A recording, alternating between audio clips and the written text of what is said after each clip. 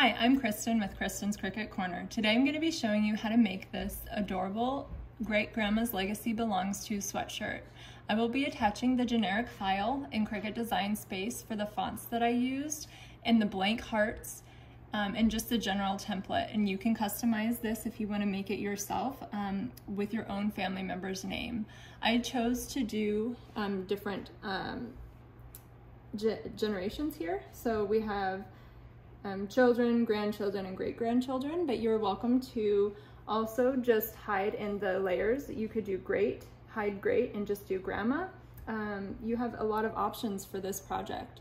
I hope you enjoy this tutorial.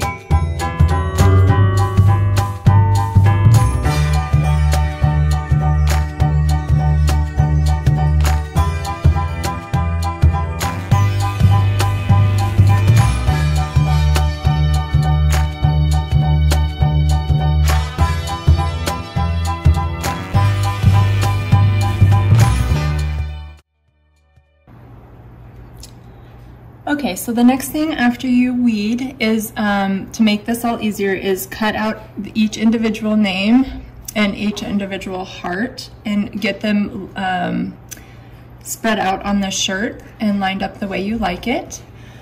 Then the next thing you're gonna do is, I would just have a timer and you want to just do 30 seconds at a time. I went ahead, because the hearts and the names were separate, I went ahead and cut the names and the sticky part underneath so it was not overlapping any of the heart, because you don't want any interference or else the heart, if the clear sheet was from the name underneath, if it was underneath on top of that, then the heart would not stick correctly. So you want to make sure that it is cut really close for the names if you want to do them, or you can do it in 2 layers. I'm gonna try to just do it all in one so I don't risk burning it. But yeah, I have my iron is preheated and I have everything where I want to go. So I'm just gonna do 30 seconds at a time.